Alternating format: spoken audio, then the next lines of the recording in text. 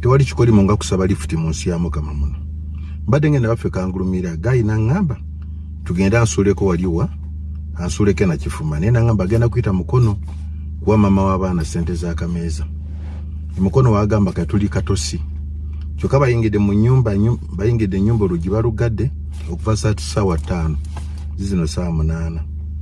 Nzagende kangulumira ndi katosi. Bananga abantu mu abatu wali futi mutubalemu ku magezi.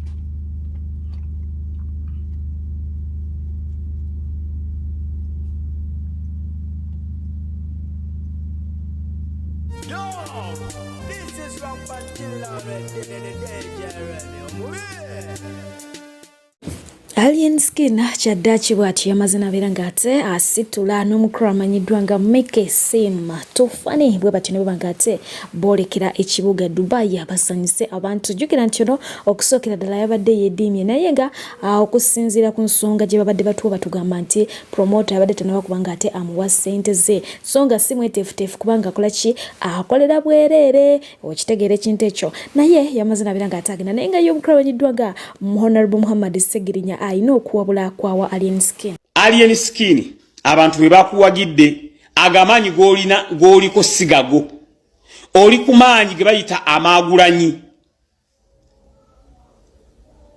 abantu babateekako malala nze bampa ekifo ky'obubaka bwa parliament Segirinya nasigala nga bwe nali saafuna malala kubanga agamanyi ag'abantu okugenda dakiika Sebagala yali agayina ne gamutolokako bwova kumulamwa buli lwova kumulamwa amaanyi agaga abantu nga gakuddukako okujjako nga gwoyina abantu bongo oyina we wabasibira nti oyina ekisenge mu wabateeka bayina kuwagira lwampaka naye abantu bakuwagira oli kumulamwa bwova kumulamwa nga bakuta kati Alien Skin saagala basajja bakumeze malala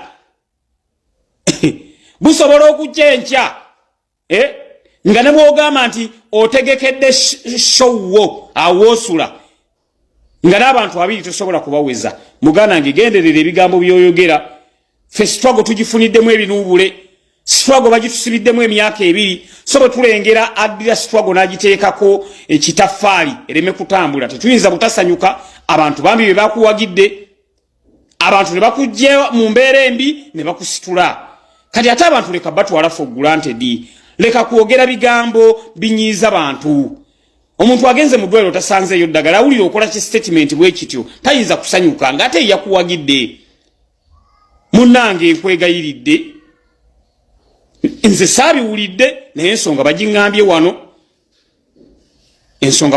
wano nkwegayiridde muganda wange amalala gakulembera ekigo wano mu Uganda aliwo agamba nze nenfuna obubaka bwa parliament tewaba na muntu addamu kunsemberera nenze Segirinya ndi mubaka naye onsanga myala onsanga netisa amatooke nga twalira abantu because oyina okukkiriza nti abantu boyina okutambula nabo tewali muntu ayina bantu babenga ayina wabasibidde awo naye abantu bakugoberera okusinziira omulamwa gwoliko ate abantu baagala oyo alemera ku nsonga baagala oyo ayogera ebigambo ebibazzaamu essuubi sebibanyigiriza n'olwekyo nze saabirabye naye abantu bwe baŋŋambye n'olwekyo era bwe nva ku live ngenda kunoonya bitekisi mugaye muganda wange fe struggle tugibonaaboneddemu ebbanga ddene nnyo muganda affe oyo mugambe agenderere nnyo nga agenda okwogera kubanga statement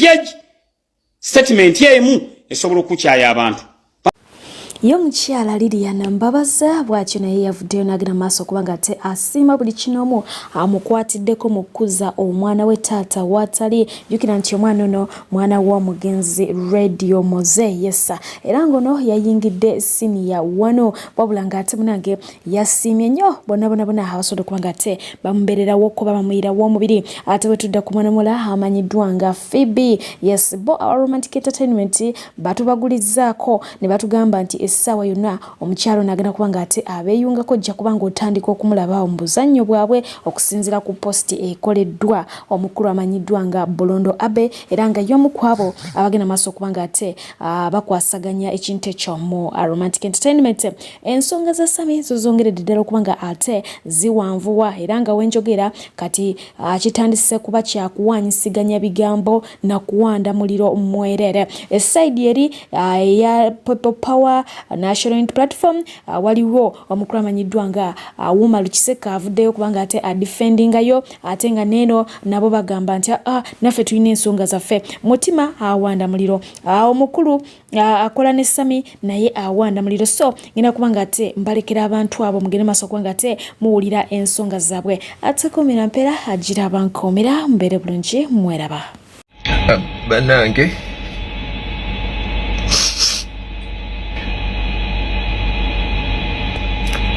Sorry banange, munansonyiwa okaaba, munansonyiwa okujjamu enti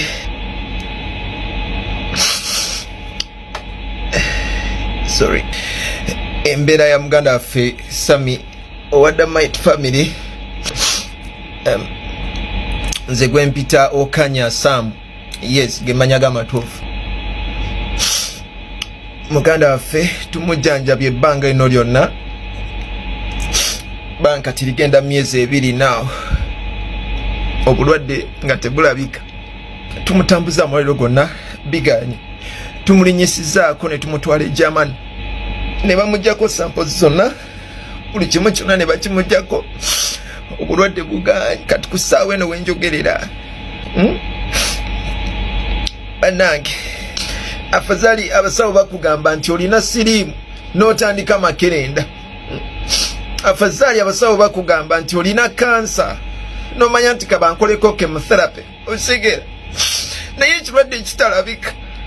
Lwekyo njagala okubasaba, bw'obanga oli eyo, bw'obanga oli musawo muganda ng'osobola okutuyamba ku kirwadde ekiruma muganda waffe Sammy, bambi nkoola bapasita mwenna abasobola, bapasitors ng'oba osobola omusabirako, Mama Fiina, abasawo b'ekinnansi, kubanga kati obulwadde tebukyetaaga ddwaliro, abasawo bakoze buli kimu kyonna,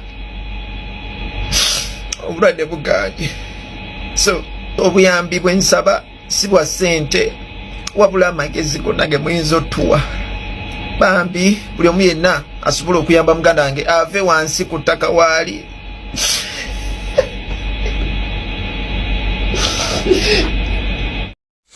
Muna Uganda amanya Zerobi ngenda kubasaba politics tusoke tumuteke mabbali ne bino bya kutasa bulamu.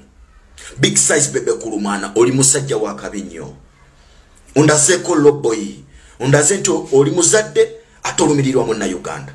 Ebyo kunyizibwa bitadde mabbali, politics omutadde mabbali no sala wota asobulamu. Gwe nali olabanga kano ka posti mbukatono necha amanyi nnyo n'omuntu abadde tamanyi kati ategedde nti Sammy mulwadde. Abantu abalala munatusonyiwa okubesibwa ko nga temutwagala. Wa mwana guno mwezi mulamba katera mulinda kutuke munyige RIP, mujje ku mazika ge mu speech nti abadde musajja mulwanizi wa ddembe wa ggwanga, abadde musajja mulungi. Sammy the Mighty family, bobeera oli mulwadde Katonda akuwonye era Katonda akusuuse, naye tosindika babbologa kubanja Bobi Wine kukutimba. Sammy the Mighty family, oli musitulago kituufu, naye musitulago tetukwesiga, ozengo okola statement ezikuba situlago yennyini gye tulimu. Yes, ozengo okola statement ezikuba omukulembeze waffe. This is the reality. Wagenda ku meeting z'abamuhozi n'ogamba Bobi Wine yakutumyeyo e Dubai, ndi Bobi Wine yantumye. Yeah, novaawo abasajja ne bakola embaga zaabo, olina wasa mukazi we n'ogamba nti muli mu mbaga, tuli mu situlago mwe muli mu kuwasa bakazi. Omukulembeze waffe n'atugamba nti bannaye we muba mwogera bye mwogedde mugjeemu engoye zaffe kubanga mutta omulamwa gwaffe. Message yali kiriya, novaayo n'ogamba gwe oli mutujune, oli mu byanyimba, oli mutujune. Sammy the Mighty family, Museveni tomulaba nti mubi, n'abamugoberera bennyini bamanyi obubi bwe bwonna naye tosobola kuvaayo kulaba omu ku bamugoberera ng'amukuba. Omanyi lwaki tebamukuba? Kubanga ye kandidate waabwe. Yes, yabakwatidde omumuli. Bw'otandika omukuba oyina okuba nga oyina gw'oleese omulala. Kati mwali muleesaani okutandika okuba Kyagulanyi? Temuzannya bya bufuzi wano. Ffe tetukakasa oba oli mulwadde oba toli. Oba oli mulwadde Katonda akuwonye. Naye temutandika kubanja Bobi Wine kubatimba. Nedda. Trust eringa virginity. Bw'obeera oli mu struggle kituufu nga ddala bya struggle, lwana kikyo kubanga Uganda yiyo. Kyagulanyi si yagikuteekamu. Okitegedde? Oyina share ku ggwanga lyo. Ovunaanyizibwa ku ggwanga lyo. Lwana olabe ng'eggwanga lyo litereera. Tuli kwesiga, buli omu tuli mwesiga ku ssaawa ey'oluvannyuma. Naye ssaawa zino tetulina nnyo trust ezo za kwonoona.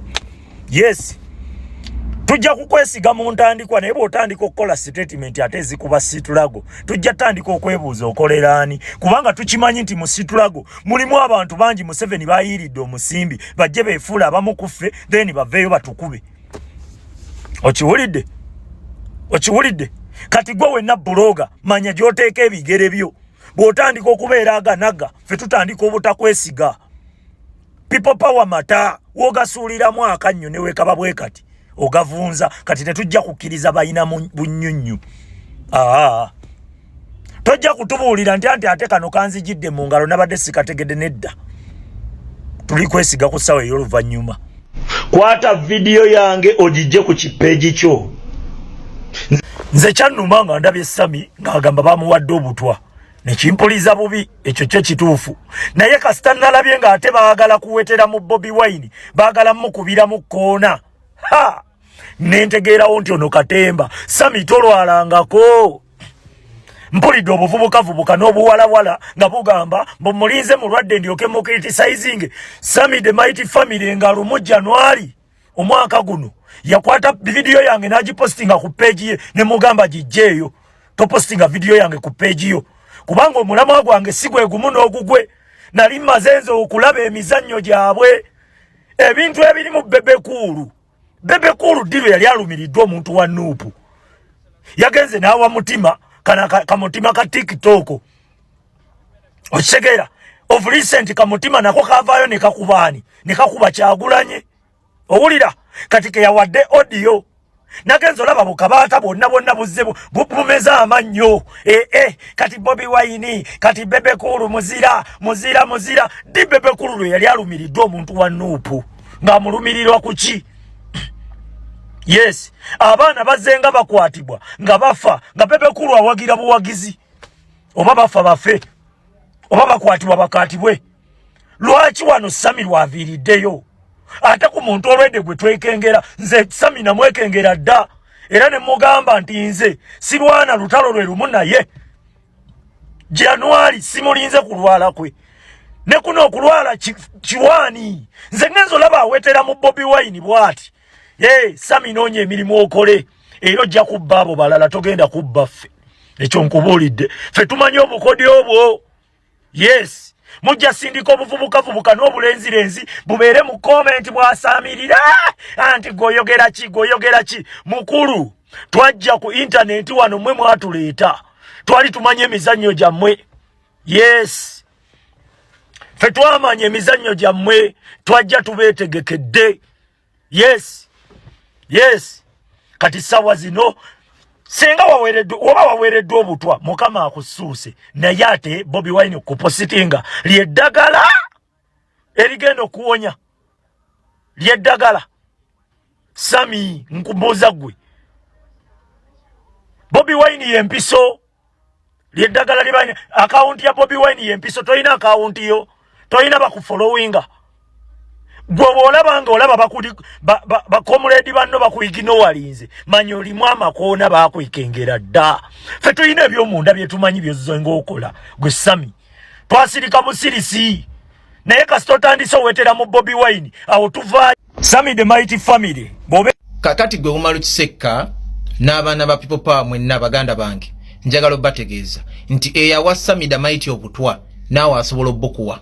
era ekirwadde ekiruma Sammy the Mighty naawe wuwo kijja kubanga fenna tuli mu the same boat. Okitegedde kati gwe bw'oyasaamirira ng'onoomala okiseka n'ojja n'oyogera eby'ekisiru nkusekerera kubanga ekyaweesa Sammy the Mighty obutwa naawe ky'oli okukola ssaawa eno. Okitegedde n'ekirala mulekerawo okwefula nti mwogerera Mr President Robert Kyagulanyi Ssentamu muno mbusimanya Sammy the Mighty yavumanga Bobi Wine simanya yakola atya bro. Mr President abantu bangi nnyo bamuvumye naye n'agenda ne kukuziika kwabwe nga katoluwaama. Senga byaliwo ebityo nga bw'oyasama Mr President yandibadde tagenda mu kuziika katoluwaama kubanga yamuvumanga nnyo. Senga byaliwo ebityo ngolowooza nti His Excellency Bobi Wine alowooza nga gwe bw'olowooza musiru gwe. His Excellency yandibadde tagenda wa Ichuli kubanga Ichuli yamuvumanga buli lunaku. Bro, si mmwe mwogerera kino ekibiina. Bubanga tolina byakwogera sirise kimwakyo. Okitegedde muganda waffe Sammy mulwadde yeetaaga solidarite yaffe nabumu kubeera naye oli awo yasaamirira. Omanyi mu people power tulina muno His Excellency wandibadde otuyamba Robert Kyagulanyi Ssentamu because this kind of stupidity there is stupidity tategerekeka mu kibiina kyaffe twetaaga gogola His Excellency because bw'otunuulira Bebekulu kyakola wano Bebekulu abatukubye joka bw'ajja n'ayimirira naffe batakkaanya nabo ne bajoka ng'ate ffe tukola gwa kuvuma na kuvoola but abamu ku ffe tugenze twebuulirira era okulwala kwa Sammy the Mighty kwanjigiriza ebintu bingi si kyali part of buno buvubuka buwuma lukiseka nti ngenda kujja wano nvumemu nkole ntya no nsobola okwogera ku Museveni mu ngeri y'emu Mr Kyagulanyi Bobi Wine gy'ayogeramu but si kujja n'enzivoola si kujja n'envuma n'abali ku ndiri kubanga okufa kwa Ichuli kwanjigiriza ebintu bingi okulwala kwa Sammy the Mighty kunjigiriza ebintu bingi. So I think abamu mufune kukuyiga toyasaamira bwasaamirizi ng'onoonya likes na following n'omuntu Sammy goyogerako owoza oba mulwadde oba si mulwadde find out ku bakasimu gwe ng'omwana wa Nope bw'obanga olina ku magezi. So please mubeeremu ku magezi please.